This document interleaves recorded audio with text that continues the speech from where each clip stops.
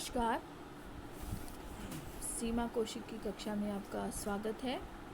आज की हिंदी कक्षा में हम करेंगे भवानी प्रसाद मिश्र जी द्वारा रचित कविता घर की याद का दूसरा भाग। तो पहला भाग मैं पहले के वीडियो में करवा चुकी हूँ, जिसमें हमने कवि का परिचय किया था और इसके अलावा हमने कुछ जो पद्यांश है उनकी हमने व्याख्या की थी। यहाँ तक हम व्याख्या कर चुके हैं और अब हम इससे आगे करेंगे। तो देखिए, पांचवा मैं हूँ अभागा, जिसे सोने पर सुहागा। पिताजी कहते रहे हैं, प्यार में बहते रहे हैं। आज उनके स्वर्ण बेटे लगे होंगे उन्हें हेटे, क्योंकि मैं उन पर सुहागा बंधा बैठा हूँ अभागा। तो इसमें अभागा होता है भाग्यहीन और स्वर्ण होता है सोना और सोने पर सुहागा। यहाँ पर एक मुहावरे का प्रयोग किया गया है। और हेटे का मतलब होता है कम महत्व का होना, हेटे छोटे लगना। तो इसमें कवि ने क्या बताने की कोशिश की है कि वो कहते हैं कि जो यादें हैं उनके घर की, उनके पिता की यादें हैं उनको आ रही हैं और उन्हीं का वर्णन वो कवि इसमें कर रहा है। तो कवि क्या कहता है कि पांचवा मैं हूँ अभागा, यानी कि उसके पिता चार भाई चार बहनों को याद करके उनके आंखों में आंसू आते हैं। तो कहता है कि पांचवा मैं भाग्यहीन हूँ। उन्हें याद आता है कि मैं पांचवा जो जेल में बैठा हुआ हूँ, अपने पिता के पास भी नहीं हूँ, तो मैं बहुत अभागा हूँ, भाग्यहीन हूँ। और कवि याद करता है जिसे सोने पर सुहागा, पिताजी कहते रहे हैं, प्यार में बहते रहे हैं।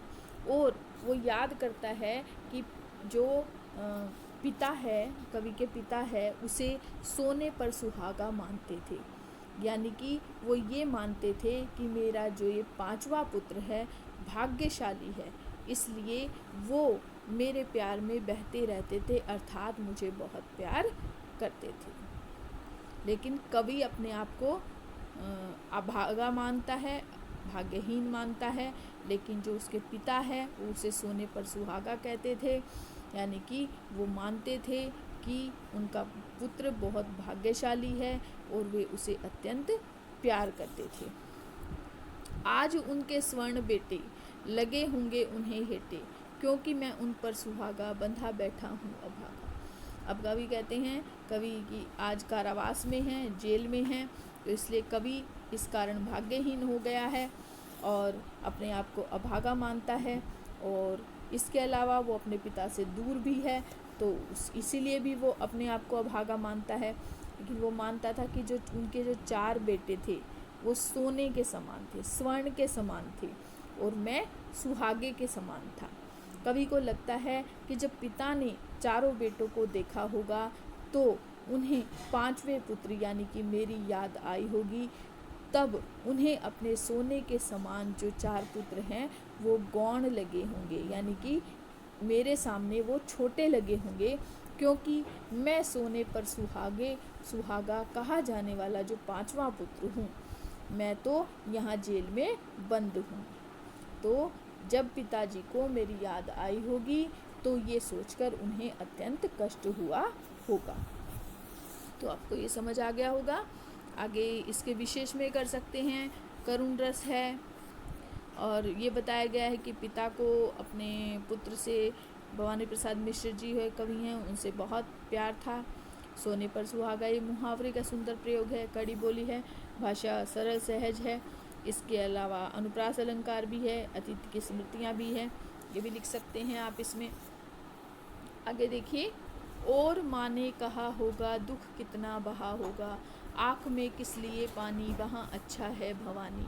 वह तुम्हारी मन समझकर और अपनापन समझकर गया है सो ठीक ही है, यह तुम्हारी लीक ही है। पाँव जो पीछे हटाता कोख को मेरी लजाता, इस तरह हो न कच्चे रो पड़ेंगे और बच्चे। तो इसमें पानी का मतलब यहाँ पर पानी नहीं है, अश्रु यानी कि आंसुओं से है, लीक यानी कि परंपरा, और लजाता को मेरी लजाता मतलब कि वो जिसको हम कहते हैं कोक, जो है कोख, जो माँ की जो कोख होती है उसकी बात की जा रही है यहाँ पर।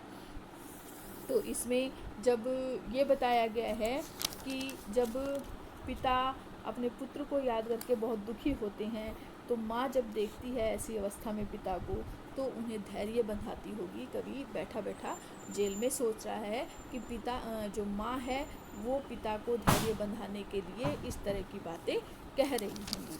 तो क्या कह रही होंगी कि और माँ ने कहा होगा दुख कितना बहा होगा, कि जब पिता पुत्र को याद करके रो रहे होंगे तो माँ ने उन्हें बहुत समझाया होगा, पिता को समझाया होगा, और उनको समझाते समझाते माँ का जो हृदय है उसका दुख भी बाहर निकल गया होगा। दुख कितना बहा होगा कि उनके मन के अंदर जो दुख समाया हुआ है, पुत्र से बिछुड़ने का जो दुख समाया हुआ है, उसको सोचकर वो दुख बाहर निकल आया होगा।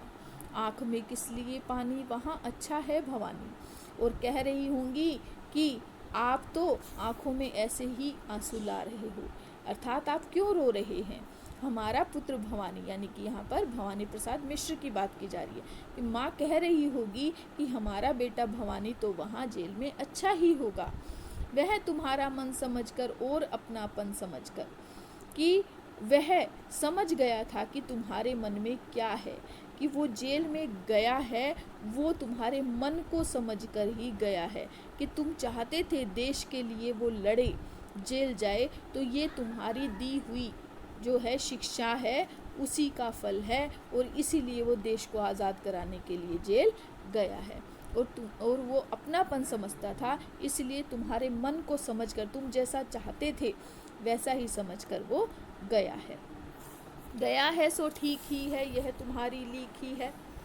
वो कहते हैं कि अगर वो ऐसे गया है, देश के लिए जेल में गया है, तो यह तुम्हारी जो है शिक्षाओं का फल है। ये हमारी जो परंपरा है परिवार की, देश पर जान देने की परंपरा है, उसी को समझकर, तुम्हारे द्वारा दी गई जो शिक्षाएं हैं उसी को समझकर वो जेल गया है, इसलिए उसके लिए आंसू बहाने की ज़रूरत नहीं है। तो इस प्रकार से माँ है वो पिता को ढाढ़स बंधा रही होगी, धैर्य बंधा रही होगी। पाँव जो पीछे हटाता कोख को मेरी लजाता, इस तरह हो न कच्चे रो पड़ेंगे और बच्चे।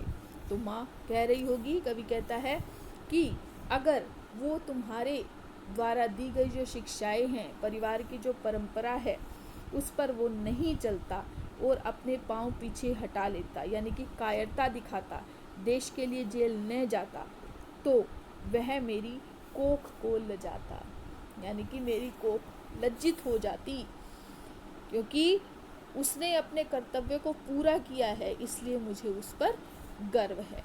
इस तरह हो न कच्चे रो पड़ेंगे और बच्चे।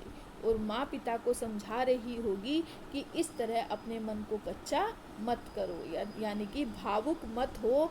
तुम्हें भावुक देखकर, तुम्हें रोते हुए देखकर और हमारे जो बच्चे हैं वो भी अपने भाई को याद करके रोने लगेंगे, इसलिए तुम्हें अपने पुत्र पर गर्व होना चाहिए, उसके लिए आंसू बहाने नहीं चाहिए। तो आपको ये समझ आ गया होगा किस तरह से माँ इसमें धैर्य बंधा रही होगी पिता को। तो इसमें आप देख लीजिए, माँ द्वारा धैर्य बंधाने का स्वाभाविक वर्णन है। लीक पर चलना, पाँव पीछे हटाना, कोख ले जाना, कच्चा होना, ये मुहावरे हैं। संवाद शैली है, यानी माँ और पिता का संवाद चल रहा है। खड़ी बोली है, ये सब शिल्प सौंदर्य में लिख सकते हैं आप। इसके अलावा हम करुण रस भी कह सकते हैं इसमें। तो आपको ये समझ आ गया होगा। आगे देखते हैं। पिताजी ने कहा होगा, हाय कितना सहा होगा, कहाँ मैं रोता कहाँ हूँ, धीर में खोता कहाँ हूँ।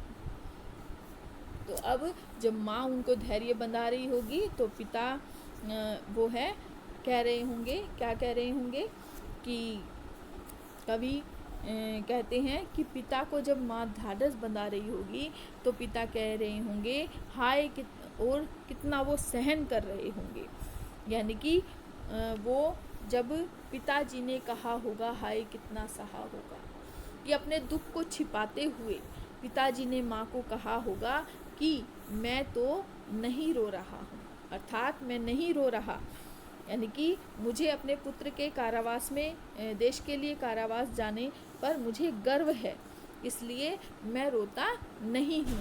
धीर मैं खोता कहाँ हूँ और ना ही मैं धैर्य को खो रहा हूँ। यानी कि मेरा जो पुत्र है उसने तो अच्छा कार्य किया है और पिताजी ने अपने सारे दुख को अंदर ही अंदर दबा लिया होगा और ये कहा होगा कि मैं कहाँ रो रहा हूँ, मैं कभी भी धैर्य नहीं खोता। तो वो माँ के सामने अपने दुख को छिपाने का प्रयास कर रहे होंगे। हे सजीले हरे सावन, हे कि मेरे पुण्य पावन, तुम बरस लो वे न बरसे, पाँचवें को वे न तरसे। तो इसमें कवि बादल को भेज रहे हैं एक दूत के रूप में कि अपने माता पिता की खबर लेके आए, मेरे कुशलता का समाचार दें माता पिता को। तो इसमें वो जिस प्रकार कालिदास जी ने मेघदूत में बादल को संदेशवाहक बनाकर भेजते हैं, उसी प्रकार कवि भी संदेशवाहक बनाकर बादल को भेज रहे हैं और कहते हैं हे सजीले हरे सावन, कि हे हरियाली से सजे हरे भरे सावन, हे कि मेरे पुण्य पावन, हे तुम बड़े ही पवित्र और पुण्य स्वरूप वाले हो। तुम बरस लो वे न बरसे, पाँचवें को वे न तरसे, कि मैं ये चाहता हूँ कि तुम तो चाहे जाकर कितना ही बरस लो, कितना ही पानी बरसा लो, लेकिन वो न बरसे, अर्थात उनकी आंखों में आंसू नहीं आने चाहिए, वो मुझे याद करके न रोए। कौन न रोए? उनके कवि के माता पिता। पाँचवें को वे न तरसे, और मुझ पाँचवें पुत्र को याद करके वो मेरे लिए न तरसे, यानी कि मेरे दुख में आंसू न बहाएं। और वो कहते हैं कवि, तुम जाकर उनको संदेशा देना, मैं मजे में हूँ सही है, घर नहीं हूँ बस यही है, किंतु यह बड़ा बस है, इसी बस से सब विरस है। तो इसमें कहते हैं कि वो पाँचवें को याद करके तरसे मत, क्योंकि उनके और पुत्र भी उनके साथ हैं, उन्हीं के साथ वो खुश रहें। वो कहते हैं हे सावन, तुम उन्हें जाकर मेरा कुशलता का समाचार देना और कहना मैं मज़े में हूँ सही है, कि मैं यहाँ मज़े का जीवन बिता रहा हूँ, मज़े का जीवन व्यतीत कर रहा हूँ। केवल एक ही कमी है, घर नहीं, कि मैं घर पर नहीं हूँ, केवल यही कमी है। किंतु यह बस बड़ा बस है, लेकिन यह जो बस है घर के बीच न होने की कमी है, बस यही है। और इसके अतिरिक्त तो मैं यहाँ पर बहुत खुश हूँ, बहुत सुखी जीवन जी रहा हूँ। और कवि सावन से कहता है कि तुम मेरे माता पिता को ये कहना कि जो मैं इसी बस से सब विरस है, किंतु यह बस बड़ा बस है, इसी बस से सब विरस है। तो यहाँ पर बस शब्द के कई अर्थ आए हैं, तो आप उनको समझिए कि तुम मेरे माता पिता से कहना कि मेरी जो अत्याचार सहने की जो पराकाष्ठा है, यानी कि बस हो गई है, बस यहाँ पर पराकाष्ठा के लिए अत्याचारों को सहन करने की सीमा के लिए प्रयोग किया गया है। तो ये जो जेल की पीड़ा है वो मुझे अब रसहीन लगने लगी है, यानी कि अब अत्याचारों की पराकाष्ठा हो चुकी है। लेकिन ये बातें मेरे माता पिता से मत कहना, उन्हें केवल मेरी खुशी का समाचार देना। इस प्रकार जो कवि है अंतिम पंक्तियों में बस शब्द के द्वारा कवि ने अपनी जो अंदर की जो व्यथा है, अंतर्मन की व्यथा है, वो कवि की उभर कर सामने आई है। यानी कि यहाँ पर जो बस शब्द का अर्थ है वो कई अर्थों में हुआ है। एक तो है सांत्वना देने के लिए, एक पराकाष्ठा के लिए ये यूज़ किया गया है बस शब्द का अर्थ। तो आपको ये समझ आ गया होगा। इसमें हम शिव सौंदर्य दे सकते हैं कि पिता की भावुकता का सजीव चित्रण है। सावन को दूत, यानी कि बादल को सावन को दूत बनाने की जो प्राचीन परंपरा है, जो हमारे प्राचीन कवियों ने भी किया है अपने काव्य के अंदर, उसका प्रयोग किया गया है। संवाद शैली है। इसके अलावा पुण्य पावन में अनुप्रास अलंकार है। बस शब्द आया है तो यहाँ पर यमक अलंकार है, अलग अलग अर्थ दे रहा है। दो अर्थ है केवल और नियंत्रण, खड़ी बोली, मुक्तक छंद या करुण रस भी कह सकते हैं हम इसमें। और अतीत की स्मृतियों का चित्रण किया गया है। और इसमें बस शब्द सांत्वना धैर्य के लिए भी यूज़ किया गया है कि मैं यहाँ पर ठीक हूँ, बस यही कमी है कि मैं घर पर नहीं हूँ, सांत्वना देने के लिए। इसी प्रकार इसी बस से सब वीर से यहाँ पर बस जो है पराकाष्ठा के लिए, अत्याचारों की पराकाष्ठा के लिए प्रयोग किया गया है। तो आपको ये समझ आ गया होगा। आगे देखिए, किंतु उनसे यह न कहना, उन्हें देते धीर रहना, उन्हें कहना लिख रहा हूँ, उन्हें कहना पढ़ रहा हूँ, काम करता हूँ कि कहना, नाम करता हूँ कि कहना, मत करो कुछ शोक कहना। तो इसमें क्या कहते हैं, कवि क्या कहना चाहते हैं, इसमें सावन के द्वारा संदेश देते हैं कि माता पिता को कुशलता का समाचार देने के लिए कहते हैं और उनके दुख के बारे में न बताने के लिए कहते हैं। क्या कहते हैं, किंतु उनसे यह न कहना, उन्हें देते धीर रहना। कवि सावन का इसमें मानवीकरण कर रहे हैं, तो आप विशेष में मानवीकरण भी लिख सकते हैं। सावन का मानवीकरण किया गया है। तो कहते हैं घर जाकर माता पिता से उनके कुशलता का समाचार ही देना, सावन से मेरे कुशलता का समाचार देना और उन्हें धैर्य बंधाते रहना, उन्हें धैर्य देना, उन्हें कहना लिख रहा हूँ, उन्हें कहना पढ़ रहा हूँ। सावन से कहते हैं कवि कि मेरे माता पिता को ये कहना कि मैं वहाँ पर जेल में अभी भी अपना लेखन कार्य करता हूँ और पाठन कार्य करता हूँ, यानी लेखन और पाठन कार्य मेरा चलता रहता है, उसमें कमी नहीं है, मैं वहाँ पर ठीक हूँ। काम करता हूँ कि कहना, नाम करता हूँ कि कहना। और कहता है कि मैं हमेशा कार्य में लगा रहता हूँ, निरंतर कार्य करता रहता हूँ और पढ़ लिख कर कुछ न कुछ सीखता हूँ और अपने माता पिता का नाम रोशन कर रहा हूँ।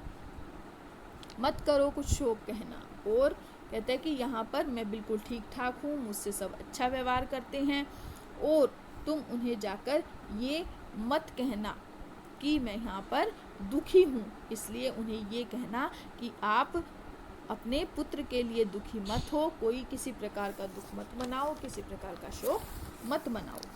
आगे कहते हैं, और कहता मस्त हूँ मैं, काटने में व्यस्त हूँ मैं, वजन 70 शेर मेरा और भोजन ढेर मेरा, कूदता हूँ खेलता हूँ, दुख डट कर ठेलता हूँ, यो न कहना अस्त हूँ मैं,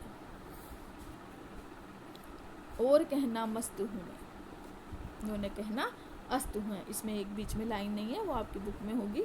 दुख डट कर ठेलता हूँ और कहना मस्त हूँ मैं, यो न कहना अस्त हूँ मैं।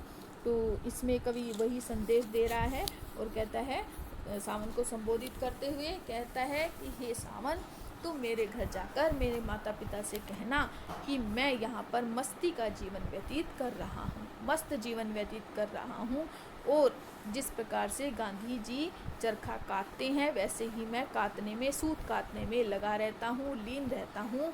और अगर वे मेरे स्वास्थ्य के बारे में पूछे तो कहना वजन 70 शेर मेरा की और भोजन ढेर मेरा, कि मैं ढेर सारा भोजन करता हूँ और इतना भोजन करने से मेरा वजन 70 शेर हो गया है। कूदता हूँ खेलता हूँ, दुख डट कर ठेलता हूँ। और उन्हें ये कहना, हे सावन, तुम मेरी कुशलता का समाचार सुनाना और कहना कि मैं हमेशा खुश रहता हूँ, खेलता रहता हूँ और दुख मेरे पास भी नहीं फटकते, अर्थात मैं कभी दुखी नहीं होता। इस प्रकार मेरी कुशलता का समाचार उन्हें देना और कहना, यो न कहना, और कहना मस्त हूँ मैं, यो न कहना अस्त हूँ मैं। और उन्हें ये कहना कि मेरा शरीर है वो स्वस्थ है, मेरा मन स्वस्थ है और उन्हें ये भनक भी न लगने देना कि मेरा शरीर और मन ढलने लगा है, यानी कि मेरी कमज़ोरी और मेरे ऊपर जो अत्याचार हो रहे हैं, मैं अस्त हो चुका हूँ।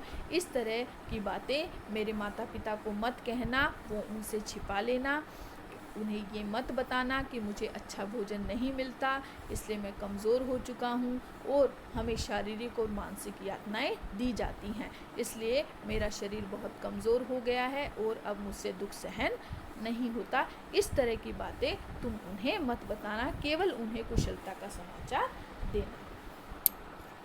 तो इसमें देखिए कवि के संदेश का वर्णन है, सावन का मानवीकरण और काम करना की कहना में अनुप्रास अलंकार, खड़ी बोली, डटकर ठेलना, अस्त होना, मुहावरे, भाषा में प्रवाह है, प्रसाद गुण है और इसके अलावा देशज शब्द हैं और अनुप्रास अलंकार मानवीकरण अलंकार है। कालिदास की जो मेघदूत परंपरा है उसके अनुसार सावन को संदेशवाहक बनाया गया है। अब इसका जो आखिरी पैराग्राफ है वो देखिए। हाय रे ऐसा न कहना है कि जो वैसा न कहना, कह न देना जागता हूँ आदमी से भागता हूँ, कह न देना मौन हूँ मैं खुद न समझूँ कौन हूँ मैं, देखना कुछ बक न देना उन्हें कोई शक न देना, हे सजीले हरे सावन हे कि मेरे पुण्य पावन, तुम बरस लो वे न बरसे पाँचवें को वे न तरसे। तो इसमें क्या बताया गया है, सावन को संदेश देकर घर भेजता है कवि इसमें, और सावन से कहता है कि वो वास्तविकता जो वास्तविक स्थिति है मेरी उसके बारे में माता पिता को न बताए। तो कहता है हाय रे ऐसा न कहना है कि जय जो वैसा न कहना। कवि कहता है कि मेरे माता पिता को कुशलता का ही समाचार देना, क्योंकि जो परिस्थितियाँ जो मैं वास्तविक परिस्थितियाँ यहाँ पर व्यतीत कर रहा हूँ भोग रहा हूँ उन्हें मेरी वास्तविक परिस्थिति से अवगत मत कराना, उन्हें ये मत कहना कि जागता हूँ आदमी से भागता हूँ, इन्हें ये मत कहना कि मैं अत्याचार सहन कर करके इतना कष्ट सहन करके मैं कमज़ोर हो गया हूँ, रात भर जागता रहता हूँ क्योंकि इतने दुखों के कारण मेरी नींद उड़ चुकी है और मेरी यातनाएं इतनी बढ़ गई हैं कि मैं आदमी से भागता हूँ, यानी कि आदमी का सामना भी नहीं करना चाहता, यानी किसी आदमी को देखना भी नहीं चाहता। कह न देना मौन हूँ मैं खुद न समझूँ कौन हूँ मैं, और ये भी जाकर मत कहना कि मैं अब चुपचाप रहने लगा हूँ, चुपचाप रहता हूँ और मैं किसी से बात नहीं करता, और इतनी मानसिक यातनाएं सह सहकर मैं अपने आप को भी भूल चुका हूँ कि मैं कौन हूँ। देखना कुछ बक न देना उन्हें कोई शक न देना। कवि सावन से फिर समझाते हुए कहता है कि तुम मेरे माता पिता को जाकर असली परिस्थितियों के बारे में कुछ भी मत बता देना, इस बात का विशेष ध्यान देना, उन्हें कोई तुम्हारी जो बातें हैं तुम जो कुशल क्षेम का समाचार मेरे माता पिता को दो तो तुम्हारे बताने के तरीके से उन्हें किसी प्रकार का शक न हो जाए कि तुम सारी बातें झूठ बोल रहे हो। हे सजीले हरे सावन हे कि मेरे पुण्य पावन, कि हे हरियाली से भरे सजे धजे सावन पवित्र सावन, तुम मेरे घर जाकर खूब बरसना, हे मेरे पुण्य पावन पवित्र पुण्य तुम वहाँ पर जाकर खूब बरसो, और ये ध्यान रखना कि मेरे माता पिता की आंखों में आंसू न आए, पाँचवें को वे न तरसे, और चारों पुत्रों के साथ वो खुश रहे और मुझ पाँचवें को याद करके वो न रोएं और उन्हें पाँचवें अपने पुत्र के लिए न तरसना पड़े। तो इसका विशेष देख लीजिए, करुण रस है इसमें। कवि ने अपनी व्यथा को है अपने तक ही, अपने दुख को अपने तक ही सीमित रखना चाहता है, और पांचवें शब्द से अभिव्यक्त होने वाली करुणा मर्म स्पर्शी है क्योंकि पांचवा स्वयं कवि है। सावन का मानवीकरण है, सजीले हरे पुण्य पावन आदि विशेषणों का प्रयोग सावन के लिए किया गया है। बक शक शब्द भाषा को प्रभावी बना रहे हैं। पुण्य पावन में अनुप्रास है, खड़ी बोली है, फिर संवाद शैली है, सावन के साथ वो बातचीत कर रहा है, और इसके अलावा खड़ी बोली है, करुण रस तो मैं बता ही चुकी हूँ आपको, सावन को संदेशवाहक बनाया गया है। तो ये सब इसके विशेष में आप पॉइंट्स लिख सकते हैं, तो आपको ये कविता अच्छी प्रकार से समझ आ गई होगी। थोड़ी लंबी कविता है तो आप अच्छी प्रकार से ध्यान से इसको वीडियो को सुनिए। जिन बच्चों ने सब्सक्राइब नहीं किया है चैनल को वो सब्सक्राइब करें, ताकि जो भी वीडियोस मैं आपके सिलेबस से रिलेटेड डालती हूँ वो आप अच्छी प्रकार से उसको देख सकें, समझ सकें।